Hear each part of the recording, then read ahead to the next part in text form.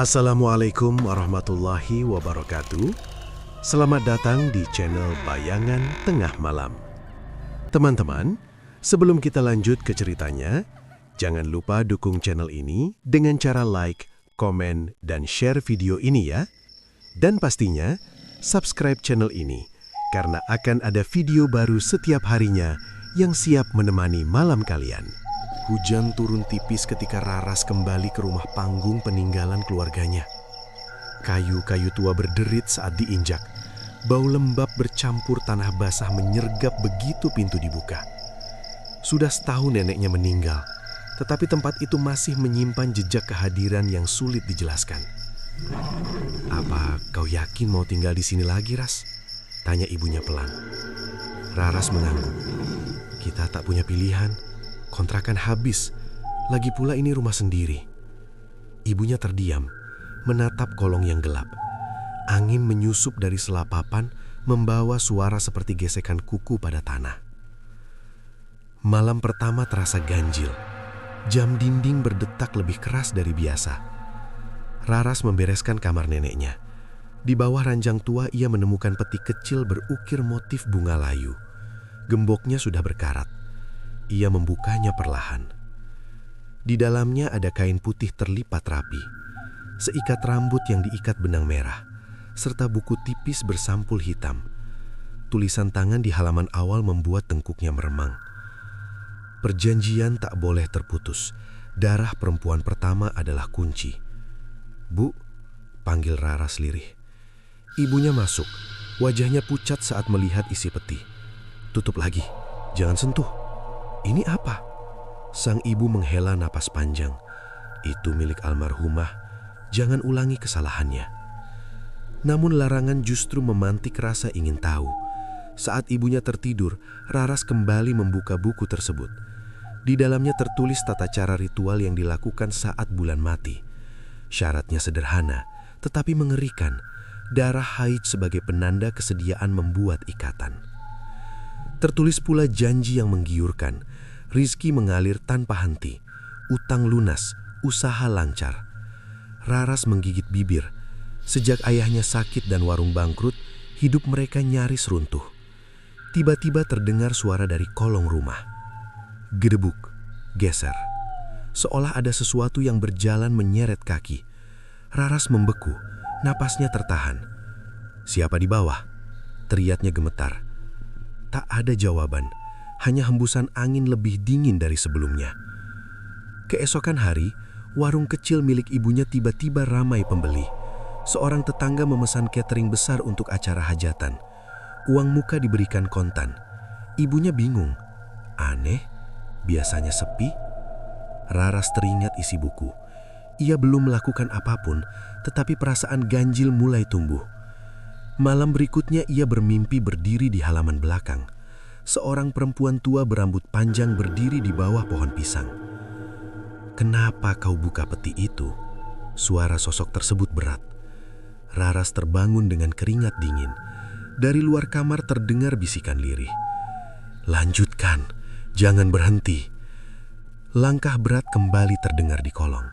Kali ini lebih jelas, seperti telapak kaki besar menginjak tanah basah. Ibunya mengetuk pintu. "Kau dengar juga?" Raras mengangguk. "Dulu setiap bulan mati, suara itu selalu datang," bisik sang ibu, "setelah nenekmu melakukan sesuatu." "Apa yang dilakukan?" Sang ibu menatapnya lama. "Ia ingin keluarga ini kaya. Katanya hanya butuh sedikit pengorbanan." Raras merasakan campuran takut dan harap. Jika benar ritual itu bisa mengubah nasib, mungkin inilah kesempatan terakhir menyelamatkan ayahnya yang terbaring lemah. Ia kembali membaca halaman akhir buku. Ada kalimat yang membuat jantungnya berdebar. Keturunan pertama perempuan telah dipilih sejak lahir. Tanda ada pada darahnya. Raras terdiam. Ia adalah anak perempuan sulung. Tiba-tiba dari bawah rumah terdengar suara parau. Kali ini jelas, membentuk kata. "Raras." Tubuhnya kaku. Ibunya memegang tangannya erat. "Jangan jawab." Namun suara itu kembali memanggil, lebih dalam dan serak. "Perjanjian belum selesai." Lampu minyak di ruang tengah padam mendadak. Gelap menyelimuti ruangan, hanya cahaya bulan redup menembus selapapan. Raras menelan ludah. Dalam hati muncul pertanyaan yang menakutkan. Apakah benar neneknya sudah pergi, atau justru meninggalkan sesuatu yang kini menunggu dirinya? Di luar, suara langkah berhenti tepat di bawah kamar.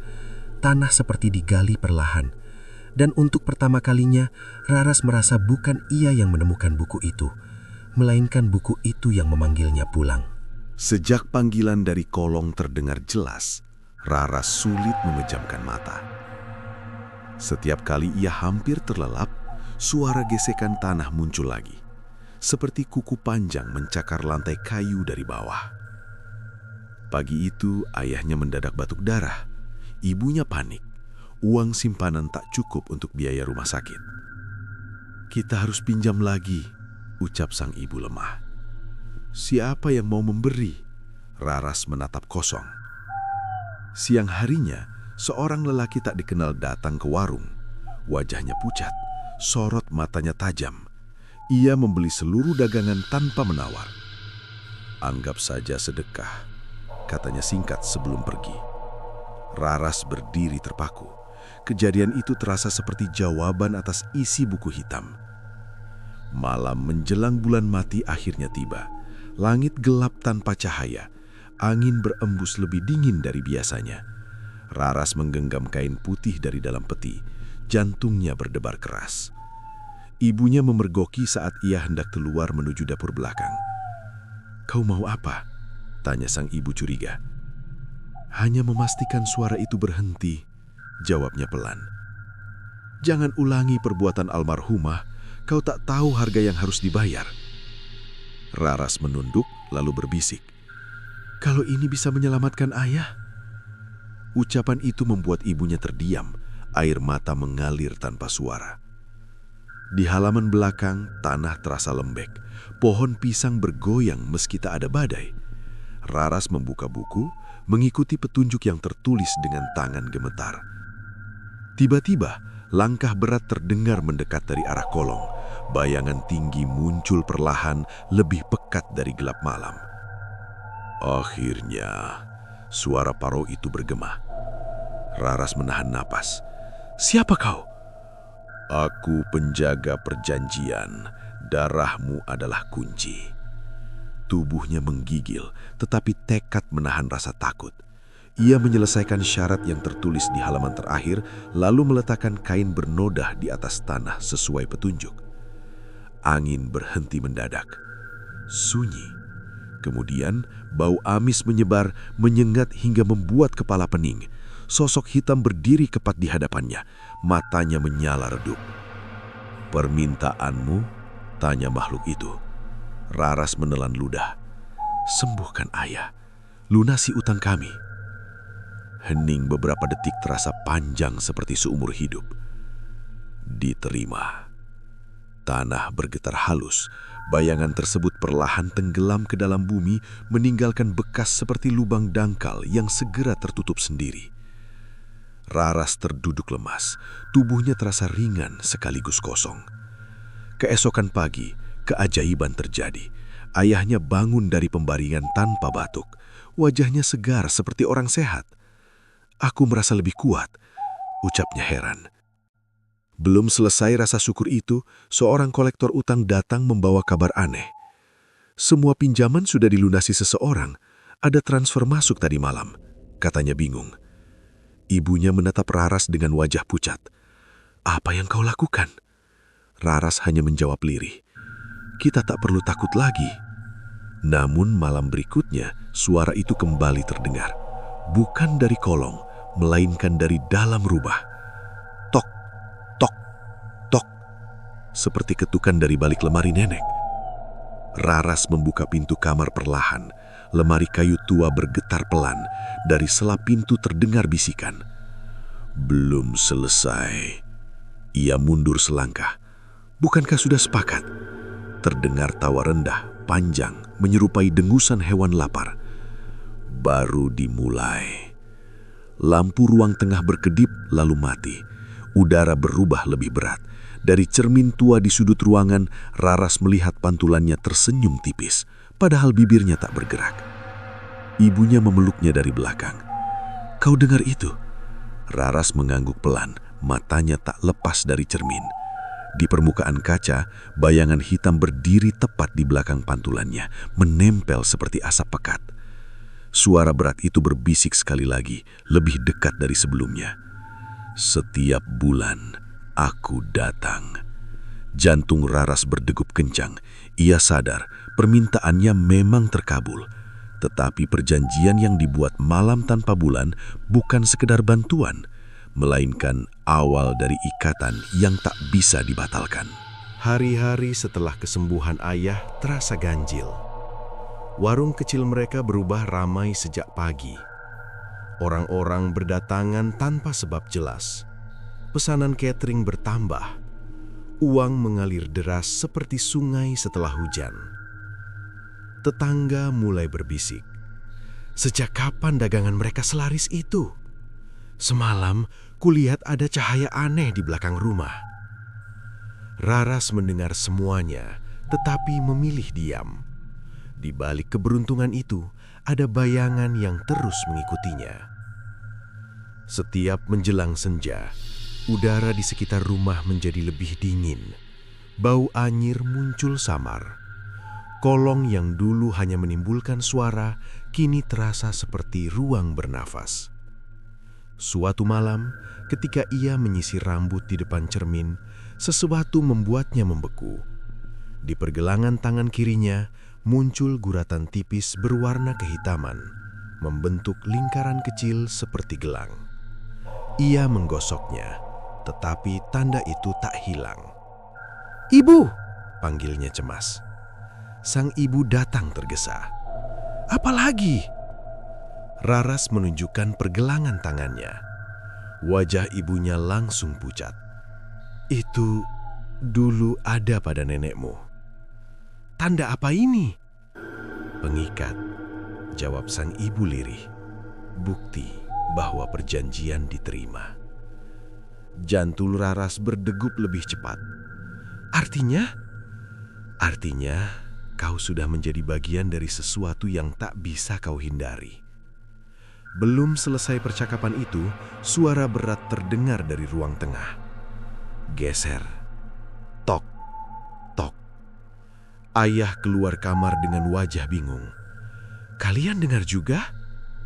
Lemari tua peninggalan nenek bergetar pelan. Pintu kayunya terbuka sendiri, menampilkan kegelapan di dalamnya. Dari celah itu muncul hembusan nafas berat. Raras memberanikan diri melangkah mendekat. "Apalagi yang kau mau?" ucapnya dengan suara bergetar. Hening sejenak, lalu terdengar bisikan parau. "Keseimbangan. Aku sudah memenuhi syarat." "Belum lunas." Udara terasa menekan dada. Raras menoleh kepada ibunya yang mulai menangis. "Kau bilang hanya sedikit pengorbanan," bisiknya. Sang ibu terisak. "Aku tak pernah tahu harga sebenarnya." Keesokan paginya, keanehan lain terjadi. Ayah yang sebelumnya sehat kembali lemas tanpa sebab. Tubuhnya dingin meski matahari terik. "Aku seperti kehilangan tenaga," katanya pelan. Raras menatap tanda di tangannya yang kini sedikit melebar. Lingkaran itu berdenyut halus, seakan hidup.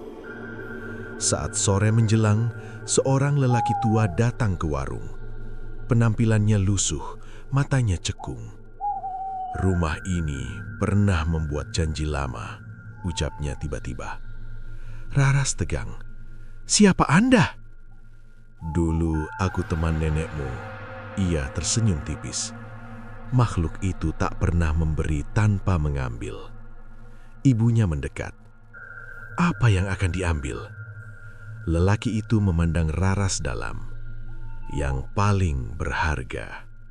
Sebelum sempat bertanya lagi, orang tua tersebut pergi begitu saja, menghilang di tikungan jalan. Malamnya, suara dari kolong berubah berbeda. Bukan lagi langkah berat, melainkan seperti seseorang menggali tanah lebih dalam. Raras tak tahan lagi. Ia membuka pintu belakang dan menyorotkan lampu senter ke bawah rumah. Tanah di sana tampak teraduk. Di tengahnya terlihat sesuatu berkilau samar.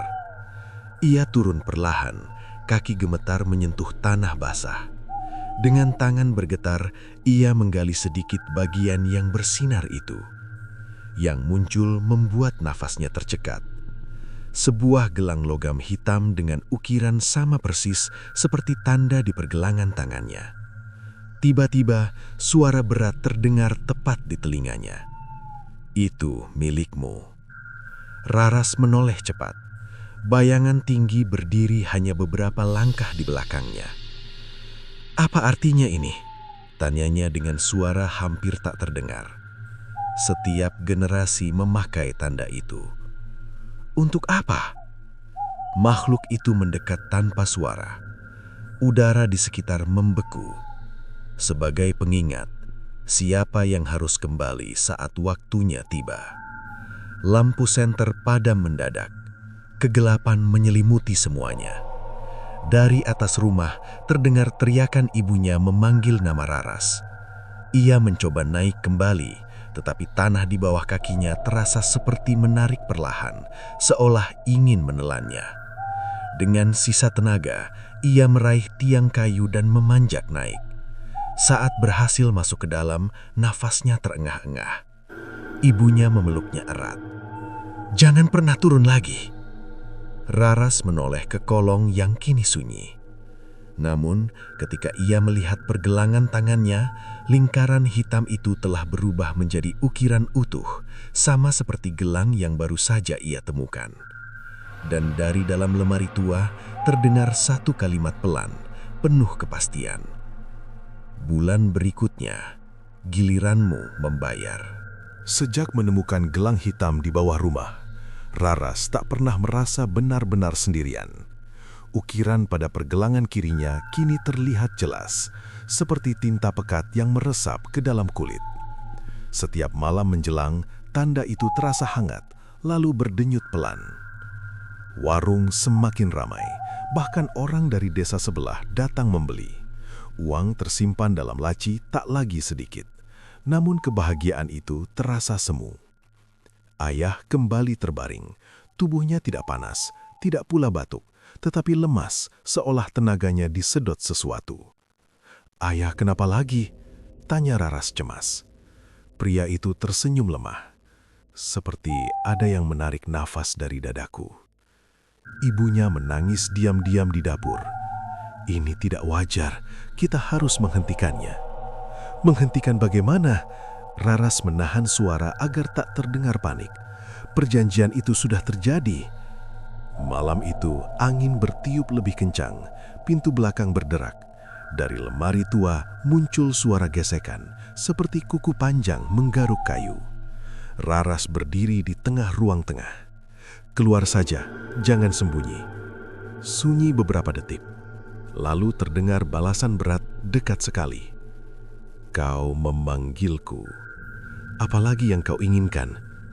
"Keseimbangan belum terpenuhi. Aku sudah memberi darahku, tapi kau belum memberi waktu." Ucapan itu membuat tengkuknya dingin. Waktu siapa? Tak ada jawaban langsung, hanya tawa pelan yang memantul di dinding. Tiba-tiba ayah berteriak dari kamar. Raras berlari masuk. Pria itu terbangun dengan nafas tersengal. "Ada seseorang berdiri di pojok," bisiknya. Raras menoleh. Sudut ruangan tampak kosong, tetapi hawa di sana terasa lebih pekat. "Kau melihatnya?" tanya ayah lagi. Ia tak mampu menjawab. Keesokan pagi, seorang bidan desa datang karena mendengar kondisi ayah memburuk. Setelah memeriksa, perempuan itu menggeleng. Secara fisik tidak ada penyakit, ini seperti kelelahan berat. Saat hendak pulang, bidan tersebut berhenti di depan pintu. "Rumah ini terasa berat, hati-hati dengan yang tak terlihat." Ucapan itu menancap di benak Raras. Sore hari, tanda di tangannya terasa panas sekali. Ia meringis menahan perih. Ukiran itu seperti bergerak membentuk garis baru, menyerupai hitungan angka. Ibunya melihat perubahan itu dan terisak. Dulu nenekmu juga begitu. Setiap bulan garisnya bertambah satu. Setelah penuh, Raras menelan ludah. Sang ibu menutup wajah. Ia menghilang. Malam menjelang tanpa bulan, kolong rumah kembali bergetar halus. Tanah seperti dipukul dari bawah. Raras berjalan ke dapur belakang, menahan gemetar. Aku tidak mau ada yang disakiti. Bayangan tinggi muncul perlahan di ambang pintu, lebih jelas dari sebelumnya. Matanya menyala redup seperti bara hampir padam. Kau meminta banyak. Aku hanya ingin keluargaku selamat. Setiap permintaan memiliki hitungan. Makhluk itu mengangkat tangannya. Dari kegelapan muncul bayangan jam pasir besar. Butirannya jatuh perlahan. Apa itu? Tanya Raras lirih.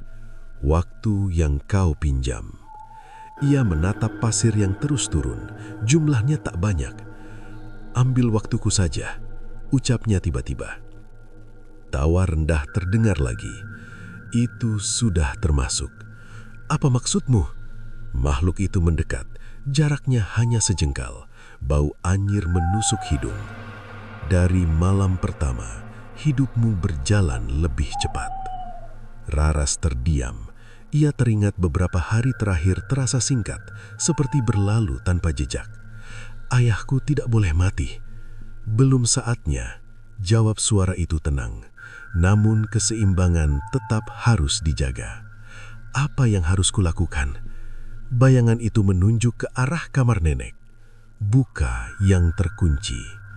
Setelah sosok itu menghilang, Raras berlari ke kamar lama. Di balik lemari, ia menemukan papan lantai yang sedikit terangkat. Dengan tenaga tersisa, ia membukanya. Di bawahnya tersimpan kotak kayu lagi, lebih besar dari peti sebelumnya. Di atas tutupnya terukir simbol sama, seperti di pergelangan tangannya. Ibunya berdiri di belakang, wajahnya pucat. "Jangan dibuka." "Terlambat," jawab Raras pelan. Ia mengangkat penutup kotak itu. Di dalamnya terdapat buku lebih tebal dan selembar kain hitam terlipat rapi. Di atas kain tersebut terletak foto nenek saat muda, namun wajahnya terlihat jauh lebih tua dari usia seharusnya. Raras menatap gambar itu dengan nafas tersekat. Di sudut foto ada tulisan kecil, "Pembayaran terakhir ditunda." Tiba-tiba, tanda di tangannya berdenyut kuat hingga ia terjatuh.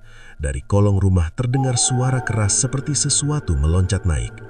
Dan untuk pertama kalinya, Raras sadar bahwa perjanjian yang ia buat bukan hanya meneruskan warisan lama, melainkan menyelesaikan hutang yang sengaja ditunda oleh neneknya bertahun-tahun lalu. Kotak kayu itu masih terbuka di lantai ketika suara dari kolong terdengar semakin keras.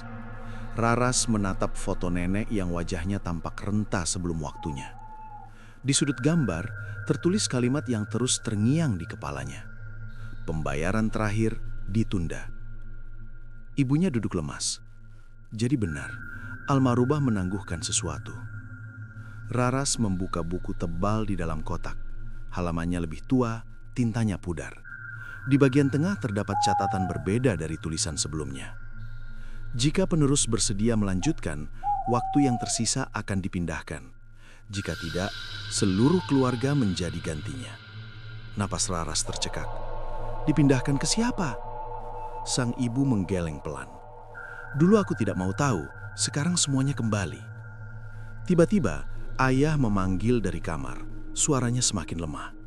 Raras berlari menghampiri. Wajah pria itu pucat seperti kehilangan darah. Ayah merasa seperti ada yang berdiri di samping tempat tidur, bisiknya. Raras menggenggam tangannya, dingin. Di ruang tengah, lemari tua kembali bergetar. Kali ini pintunya terbuka lebar. Dari dalamnya muncul bayangan tinggi, lebih jelas dari sebelumnya. Tubuhnya seperti asap pekat yang membentuk sosok manusia kurus. "Waktumu hampir penuh," ucap suara berat itu. Raras berdiri menghadang. "Hitungan apa yang kau maksud?" Makhluk tersebut mengangkat tangannya. Tanda di pergelangan Raras terasa terbakar. Garis-garis hitam kini membentuk lingkaran hampir utuh. Setiap garis adalah 1 bulan yang dipinjam nenekmu. "Berapa lagi?" 1. Ibunya terisak. Ambil saja aku. Tawa rendah menggema. Perjanjian terikat pada darah pertama perempuan. Raras menatap tanda itu. Kalau aku menolak, semua yang telah kau terima akan kembali dengan cara berbeda. Lampu minyak pecah sendiri. Ruangan menjadi gelap kecuali cahaya redup dari luar. Ayah mengerang kesakitan. "Berhenti sakiti dia!" teriak Raras. Bayangan itu mendekat tanpa suara. Aku tidak menyakitinya. Aku hanya mengambil yang tertunda. Kenapa harus keluargaku? Karena kalian yang meminta. Ucapan itu menusuk lebih tajam dari pisau. Raras terdiam beberapa detik, lalu berkata pelan, "Apa yang terjadi jika garis ini penuh? Kau menggantikan posisi sebelumnya. Maksudmu? Kau menjadi penjaga berikutnya." Ibunya menatapnya ketakutan. "Tidak, itu berarti tubuh tetap di sini, namun hidup bukan lagi milikmu." Raras menelan ludah. Jadi neneknya selama ini bukan sekedar menjalani usia tua. Ia sedang menunggu waktu habis untuk digantikan. "Ada cara memutusnya?" tanya Raras dengan suara hampir putus asa. Bayangan itu diam sejenak. "Ada." "Apa?" "Bayar seluruh sisa waktu sekaligus." "Bagaimana caranya?" Makhluk tersebut menunjuk ke arah halaman belakang. "Serahkan yang paling berharga malam bulan mati." Raras terdiam. Pikirannya berputar. Yang paling berharga, harta, rumah, atau sesuatu yang lain? Sosok itu perlahan memudar, meninggalkan hawa dingin yang menusuk tulang. Setelah keheningan kembali, ibunya memegang bahu Raras. "Kita pergi saja dari sini." "Tak akan berhasil," jawabnya lirih. "Ikatan ini ada di tubuhku." Ia kembali membuka buku tua. Di halaman terakhir terdapat kalimat kecil yang hampir tak terlihat. Penjaga dapat dibebaskan jika ia rela menukar seluruh sisa hidupnya untuk menghentikan siklus. Raras membaca berulang kali. Ibunya menyadari perubahan wajah anaknya. Apa maksud tulisan itu? "Jika aku menyerahkan seluruh sisa waktuku, perjanjian berhenti di sini." "Tidak!" teriak ibunya. "Kau masih muda." Raras menatap kamar ayah yang kini sunyi. Kalau tidak, ayah akan terus menjadi korban. Angin malam kembali berembus kencang. Dari kolong rumah terdengar suara seperti seseorang tertawa pelan, puas. Raras memandang tanda di tangannya yang hampir sempurna membentuk lingkaran penuh. Satu garis lagi. Ia sadar, bulan mati berikutnya bukan hanya penentuan nasib keluarga, melainkan penentuan apakah ia tetap menjadi manusia atau menggantikan posisi makhluk yang selama ini menagih hutang dalam gelap. Sejak mengetahui hanya tersisa satu garis pada tanda di pergelangan, Raras tak lagi memikirkan uang atau warung yang semakin maju. Semua terasa tak berarti dibanding hitungan waktu yang terus berjalan. Ayah semakin lemah saat malam tiba, tetapi siang hari tampak sedikit membaik. Keadaannya seperti lampu yang redup lalu menyala kembali. "Kau jangan memaksakan diri," ucap ayah suatu pagi menatap Raras lama. Entah kenapa, ayah merasa ini bukan sekadar sakit biasa. Raras tersenyum tipis. Ayah istirahat saja. Ia tak sanggup berkata jujur. Siang itu Raras menemui lelaki tua yang dulu mengaku teman neneknya. Ia menemukannya duduk di gubuk kecil dekat sawah. "Kakek tahu tentang perjanjian itu?" tanya Raras tanpa basa-basi. Pria tersebut menatapnya dalam. "Akhirnya kau datang. Bagaimana cara menghentikannya?" Ia menghela nafas panjang. Makhluk itu bukan sekadar penagih, ia terikat pada penjaga pertama yang membuat kontrak. "Nenek?" "Bukan, jauh sebelum itu." Raras terdiam. Jadi ini sudah berlangsung lama. Turun-temurun, setiap generasi perempuan sulung menjadi pengikat. Rasa sesak memenuhi dadanya. Kalau aku menyerahkan seluruh sisa hidupku, semuanya selesai? Lelaki tua itu mengangguk pelan. "Siklus berhenti, namun kau tak lagi hidup seperti sekarang. Artinya mati." "Tidak persis, kau tetap ada, tapi bukan sebagai dirimu." Raras menunduk, mencoba mencerna. "Ada pilihan lain?" Pria itu menatap langit. "Hanya jika kau berani menipu penagihnya." "Menipu?" Makhluk itu menuntut yang paling berharga. Selama ini, ia mengira yang paling berharga adalah waktu hidupmu. Padahal, belum tentu. Raras menatapnya penuh harap. Apa maksud kakek? Setiap perjanjian memiliki celah. Ia tak bisa mengambil sesuatu yang tidak kau anggap berharga. Kata-kata itu berputar di kepalanya sepanjang perjalanan pulang. Malamnya, suara dari kolong kembali terdengar. Lebih lambat, lebih berat. Tanda di pergelangan Raras terasa panas hingga membuatnya meringis. Garis terakhir hampir terbentuk sempurna. Di ruang tengah, bayangan tinggi muncul tanpa dipanggil. Waktumu hampir tiba, ucapnya tenang. Raras menatapnya tanpa mundur. Aku tahu. Kau sudah memutuskan? Ia menarik nafas panjang. Aku akan membayar. Makhluk itu tersenyum tipis, bijak. Tapi bukan dengan hidupku. Ruangan mendadak lebih dingin. Lalu dengan apa? Raras teringat ucapan lelaki tua tadi. Ia tak bisa mengambil sesuatu yang tidak kau anggap berharga. Ia menguatkan diri. Aku menyerahkan semua kekayaan yang kau beri. Warung, uang, keberuntungan. Ambil kembali semuanya. Bayangan itu terdiam beberapa detik. Itu bukan yang ku minta. Tapi itu yang paling berharga bagiku sekarang. Tiba-tiba suara dari kolong berhenti. Hening menekan telinga. Makhluk itu mendekat, sorot matanya menyala lebih terang. Kau berbohong. Raras menggertakkan gigi. Tidak, aku lebih memilih hidup sederhana daripada kehilangan keluargaku. Ibunya yang mendengar percakapan itu keluar dari kamar. Raras, diam bu, bisiknya tanpa menoleh. Bayangan tersebut mengangkat tangannya. Angin berputar di dalam rumah. Laci uang terbuka sendiri. Isinya berhamburan ke lantai. Nota-nota pesanan terbakar tanpa api. Keesokan paginya, warung mendadak sepi. Tak ada satupun pembeli datang. Pesanan catering dibatalkan sepihak. Ibunya menatap kosong. Semua kembali seperti dulu. Raras melihat tanda di pergelangan tangannya. Garis terakhir berhenti setengah, tak lagi bergerak.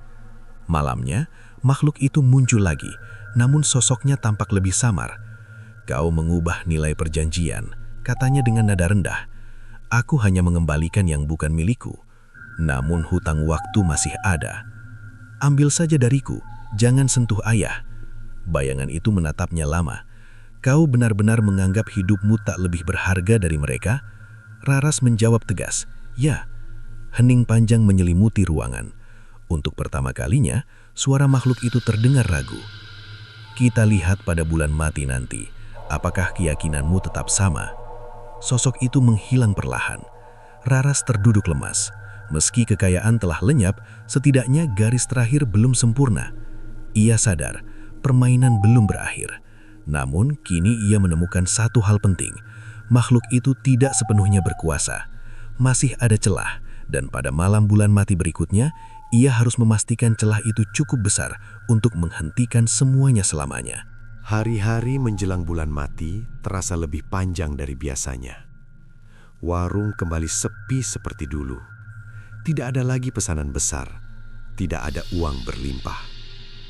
Anehnya, kondisi ayah perlahan membaik. Meski belum sepenuhnya kuat, ia sudah bisa duduk dan berjalan pelan di teras. Ibunya beberapa kali menatap Raras dengan mata berkaca-kaca. Kita kembali miskin, tapi ibu lebih tenang. Raras tersenyum tipis.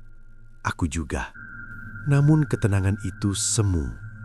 Tanda di pergelangan tangannya masih menyisakan satu garis tipis yang belum menutup lingkaran. Setiap malam, garis itu berdenyut seperti menunggu sesuatu. Akhirnya, malam tanpa bulan datang. Langit benar-benar gelap. Tidak ada cahaya bintang. Angin berhenti total, membuat suasana terasa pengap. Raras berdiri di halaman belakang, tepat di tempat pertama kali ia melakukan ritual. Ibunya ingin menemani, tetapi ia menolak.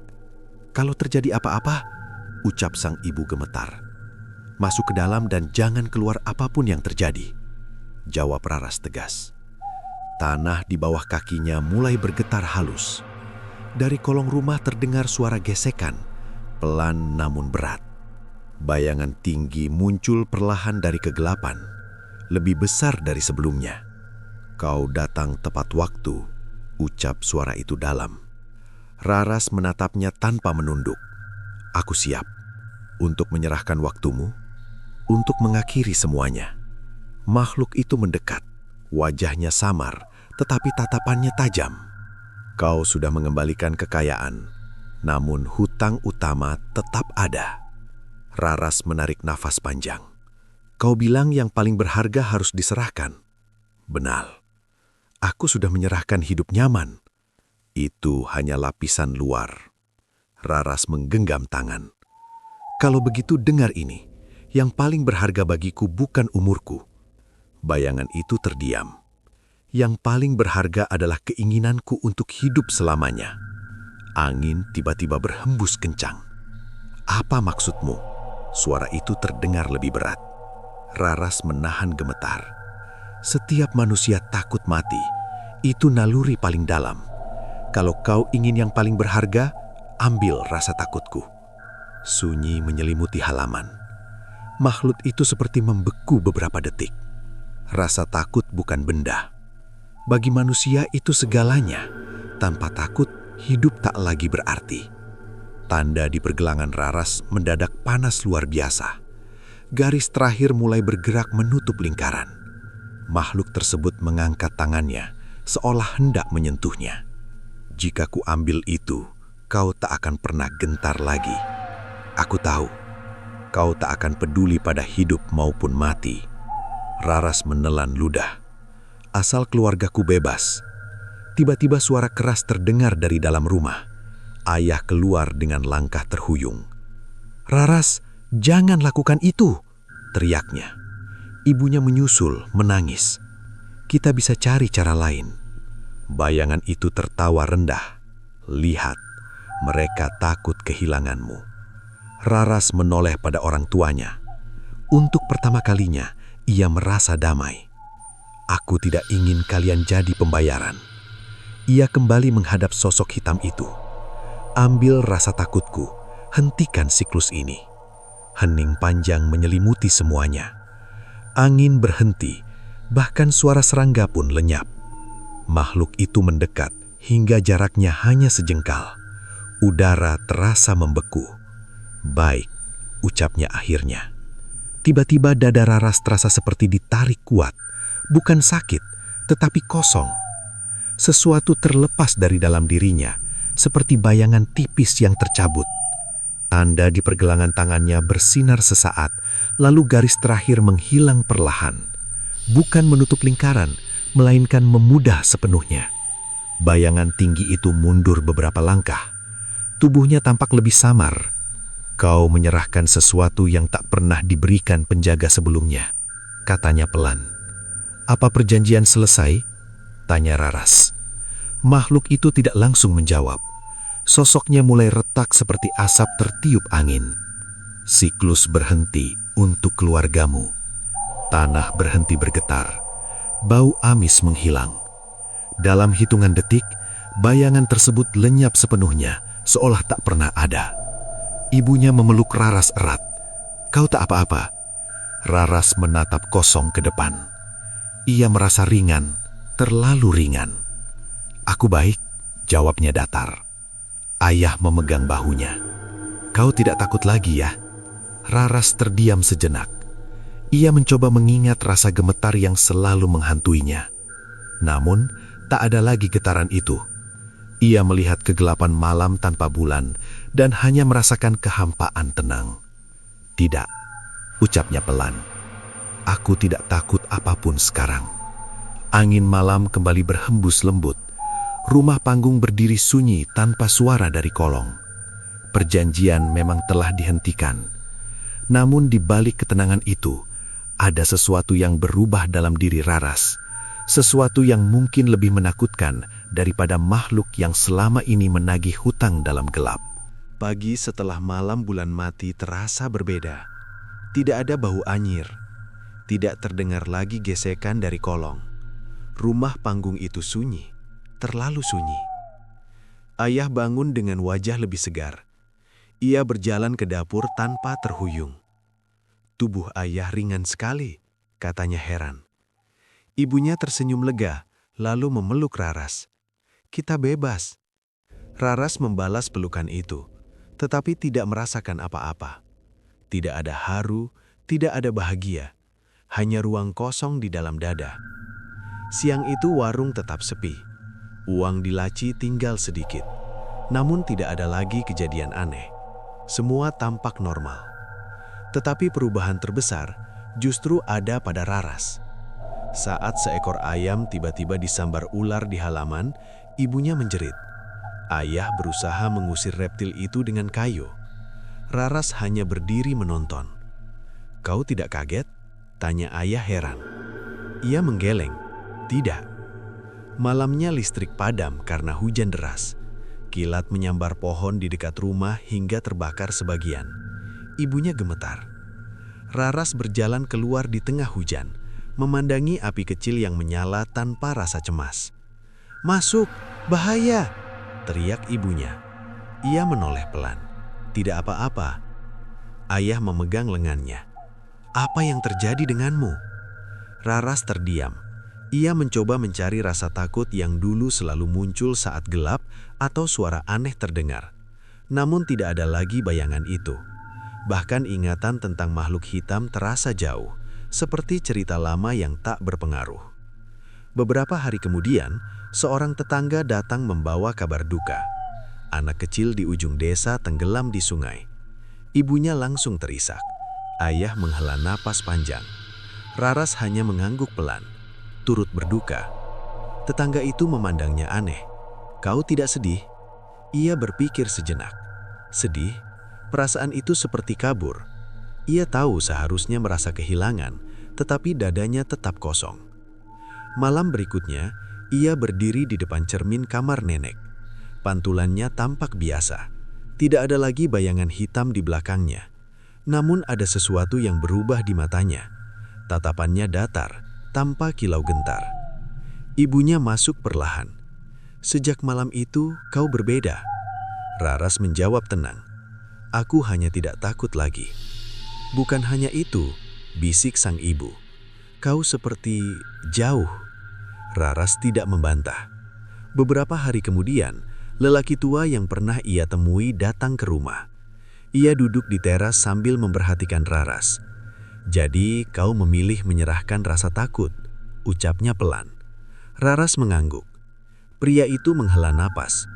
"Itu pilihan berani. Apa ada akibat lain?" Tanpa rasa takut, manusia kehilangan batas. Raras menatapnya. "Aku tidak merasa kehilangan apapun. Justru itu yang berbahaya." Ucapan tersebut tidak membuatnya terguncang. Tidak ada kekhawatiran muncul. Malamnya hujan turun deras lagi. Angin membuat pintu berderak keras. Ibunya tampak cemas, tetapi Raras berjalan ke kolong rumah dengan lampu senter. Ia ingin memastikan semuanya benar-benar selesai. Di bawah sana hanya tanah basah dan bekas galian lama. Tidak ada gelang, tidak ada cahaya samar, hanya kesunyian. "Apa kau masih di sini?" bisiknya pelan. Tidak ada jawaban. Ia berdiri beberapa saat dalam gelap total, ketika senter mendadak mati. Namun ia tetap tenang. Jantungnya berdetak normal. Tidak ada lonjakan adrenalin. Saat kembali naik, ibunya bertanya, "Kenapa kau ke bawah sendirian?" Memastikan tak ada yang tersisa. Ayah menatapnya lama. "Ayah bersyukur kau menyelamatkan kami, tapi ayah takut kehilangan dirimu." Raras terdiam beberapa detik. Kata-kata itu terdengar penting, tetapi tidak menimbulkan getaran dalam hati. "Aku tetap di sini," jawabnya singkat. Namun dalam keheningan malam, ia mulai menyadari sesuatu yang aneh. Bukan rasa takut yang hilang sepenuhnya, melainkan seluruh spektrum emosi perlahan memudar. Cemas, harap, bahkan kegembiraan. Ia duduk di tepi ranjang mencoba mengingat bagaimana rasanya gemetar saat pertama kali mendengar suara dari kolong. Kosong. Ia mencoba mengingat harapan ketika ayah sembuh. Kosong. Raras memandang tangannya yang kini bersih tanpa tanda apapun. Perjanjian memang telah berakhir, tetapi mungkin makhluk itu tidak benar-benar kalah. Karena tanpa rasa takut, ia juga mulai menghilangkan sesuatu yang membuatnya manusia. Dan untuk pertama kalinya sejak semuanya selesai, muncul pertanyaan samar di pikirannya. Jika suatu hari bahaya datang lagi, Apakah ia masih peduli untuk melindungi siapapun? Musim hujan perlahan berlalu. Langit mulai cerah, sawah kembali hijau. Kehidupan keluarga Raras berjalan sederhana seperti dulu. Warung kecil tetap buka meski pembeli tak seramai masa aneh sebelumnya. Ayah sudah mampu bekerja ringan, ibunya kembali tersenyum meski lelah. Namun ada jarak tak terlihat di dalam rumah itu. Raras membantu menata barang, melayani pembeli, menyapu halaman. Semua dilakukan rapi, tanpa keluhan. Tetapi setiap gerakannya terasa seperti kewajiban, bukan pilihan. Suatu sore, ayah memanggilnya duduk di teras. "Kau ingat dulu waktu kecil takut petir?" tanyanya lembut. Raras mencoba mengingat. Ada bayangan samar tentang dirinya bersembunyi di balik pintu. Namun sensasi takut itu tak bisa ia rasakan lagi. "Ayah masih takut," lanjut pria itu sambil tersenyum kecil. "Takut kehilangan keluarga, takut gagal menjaga kalian." Raras menatapnya datar. "Takut membuat orang lemah?" "Tidak," jawab ayah pelan. "Takut membuat kita menghargai." Kalimat itu menggantung lama, tetapi tak menggoyahkan ketenangan kosong dalam dirinya. Beberapa hari kemudian, kabar duka kembali datang dari desa. Seorang pria ditemukan meninggal di kebun karena tersambar petir. Warga berkumpul membantu keluarga korban. Ibunya mengajak Raras melayat. Di rumah duka, tangis pecah di setiap sudut. Istri almarhum memeluk jenazah sambil meratap. "Kenapa secepat ini kau pergi?" teriaknya pilu. Raras berdiri memandang pemandangan itu. Ia tahu seharusnya merasa iba, namun yang ada hanya pengamatan sunyi. Seorang tetangga berbisik, "Kau terlihat kuat sekali." Raras hanya mengangguk. Malamnya ia duduk sendirian di kamar nenek yang kini kosong. Angin masuk melalui celah papan, menggerakkan tirai tipis. Ia menatap cermin lama di sudut ruangan. "Apa aku masih manusia?" bisiknya pelan. Tidak ada bayangan hitam muncul. Tidak ada suara dari kolong. Hanya pantulan wajahnya sendiri dengan tatapan tenang. Tiba-tiba ibunya masuk tanpa mengetuk. "Ibu rindu Raras yang dulu," ucapnya lirih. "Aku masih sama." "Tidak." Air mata mengalir di pipi wanita itu. "Dulu kau menangis saat melihat kucing mati. Sekarang kau bahkan tak berkedip melihat orang kehilangan suami." Raras terdiam. "Kamu memang menyelamatkan kami," lanjut ibunya. "Tapi ibu takut kau kehilangan dirimu." Kalimat itu menembus sesuatu yang tipis di dalam dada Raras. Bukan rasa takut, bukan sedih, hanya kesadaran samar bahwa ada ruang kosong yang tak bisa diisi. Beberapa minggu kemudian, kejadian kecil mengguncangkan ketenangan desa. Anak tetangga hampir hanyut saat bermain di sungai. Warga panik berteriak meminta tolong. Raras kebetulan lewat.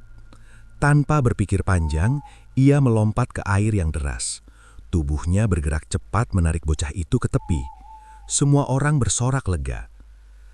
"Kau tidak takut terseret arus?" tanya seorang pria terengah. Raras menggeleng. "Tidak." Ayah memeluknya erat. "Kalau sesuatu terjadi padamu?" Ia menatap sungai yang masih bergemuruh. "Kalau terjadi, ya sudah." Jawaban itu membuat ayah terdiam. Malam itu Raras menyadari sesuatu. Tanpa rasa takut, ia memang berani melakukan apa saja. Namun keberanian tanpa batas membuat hidup terasa ringan, seolah tak ada yang perlu dijaga. Ia kembali ke halaman belakang, berdiri di tempat pertama kali melakukan ritual. Tanah di sana kini rata, tak menyimpan bekas apapun. "Jika kau masih ada, dengar ini," ucapnya pada gelap. Sunyi. "Aku tak menyesal menyelamatkan keluargaku." Angin berembus lembut membawa aroma tanah basah. "Tapi aku ingin mengerti satu hal. Apakah menjadi tanpa takut berarti juga tanpa cinta?"